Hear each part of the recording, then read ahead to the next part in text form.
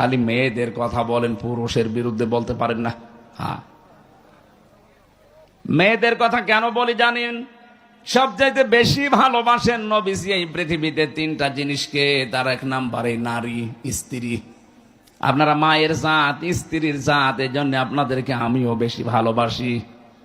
কিন্তু আমি দেখতে পাচ্ছি কোরআন আর হাদিসের চোখ লাগিয়ে অধিকাংশ মেয়েরা জাহান্নামে যাচ্ছে। আমি বাঁচাতে চাই আপনাদেরকে। এ পৃথিবীতে আপনার স্বামী যত খারাপ হোক, আপনি তো এইটাই বলতে চান হামজা ভাই, স্বামীদের বিরুদ্ধে ওয়াজ করতে পারেন না, আমি ওয়াজ কি করব? এদেশে আজ পর্যন্ত নারী নির্যাতনের মামলা আছে, পুরুষ নির্যাতনের কোনো মামলা নেই।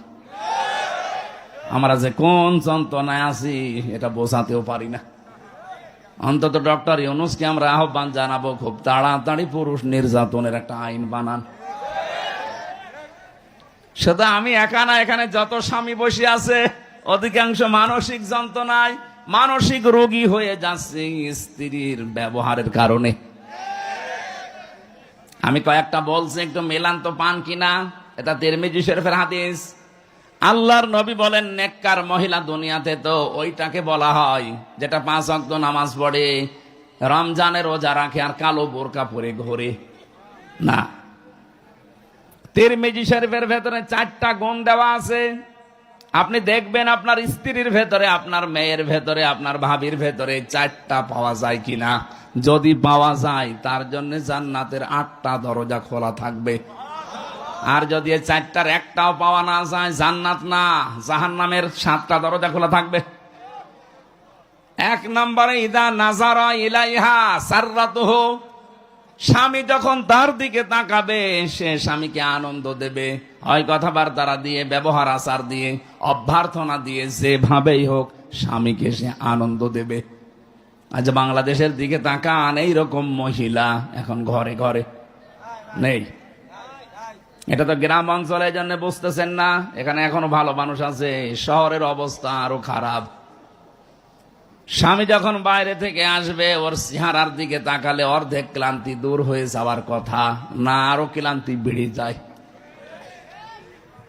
সম্মানিত মা বোনের, এটা হাসির খোরাকি না, এটা দুনিয়ার কাজও না, এটা আখেরাতের কাজ। আপনার স্বামীর আনন্দ নিয়ে, স্বামীর ভালোবাসা নিয়ে আপনার জান্নাত আল্লাহ তৈরি করবে। যখনই আসবে আপনি মনে করবেন দুনিয়ায় সব চাইতে বড় মেহমান আমার বাড়িতে এসেছে। নবীজির স্ত্রী উম্মে সালমা, না উম্মে মাইমুনা, হযরতে মাইমুনা রাদিয়াল্লাহু তাআলা আনহা, তিনি একবার সাজগোজ করে বাড়িঘর পরিষ্কার করে বিছানা পাতি চাদর বিছিয়ে তিনি অপেক্ষায় আছেন। এলাকার মেয়েরা এসে বলে, মাইমুনা কে আসবে আজকে এত সাজগোজ? হযরতে মাইমুনা বলেছেন, হে আমার এলাকার মানুষেরা, হে মহিলারা, এ পৃথিবীর সর্বশ্রেষ্ঠ মেহমান আমার স্বামী মুহাম্মদুর রাসূলুল্লাহ আজকে বাড়িতে আসতেছে। বলেন তো, তাদের কাছে সবচাইতে বড় মেহমান ছিল তার স্বামী। আর এখন যদি ঘর বাড়ি একটু পরিষ্কার করে, বিছানায় চাদর নতুনটা বিছায়, এলাকার মেয়ে লোক যদি জিজ্ঞাসা করে, কি গো আজকে এত সাজগোজ, এমনকি স্বামীও যদি তাকে বলে, কি গো আজকে এত বেশি সাজগোজ, কে আসবে? ও বলবে, জানো না, লোক আসবে। তার মানে আপনি ওর কাছে লোকই না। কি আপনি কি ওর কাছে? কিছুই না। ওর বিয়ায় আসবে বলে এত সাজগোজ করে বসে আছে। আপনি জিজ্ঞাসা করলেও বলবে, আজকে জানো না লোক আসবে। এটা আমি কি লোক না? সম্মানিত মা বোনেরা, আপনার এই কাজটা পরিবারে হচ্ছে না। স্বামীকে এই সম্মান জানান না, সম্মান রাখেন না স্বামীর। এই কারণে আজ হাজারো স্বামী পরকীয়া প্রেম করে। দেখলেন, এখানে ওই রোগে রোগী আছে। হাজারো মেয়ে লোক বসে আসে দেখলাম।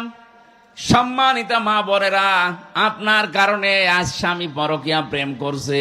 দোষ শুধু স্বামীর একা না, আপনারও আছে। ও যেখানে লাইন করেছে তার ভেতরে কি আলাদা জিনিসপত্র আছে? আপনাকে আল্লাহ যা দিয়েছে তার ভেতরেও তো তাই আছে।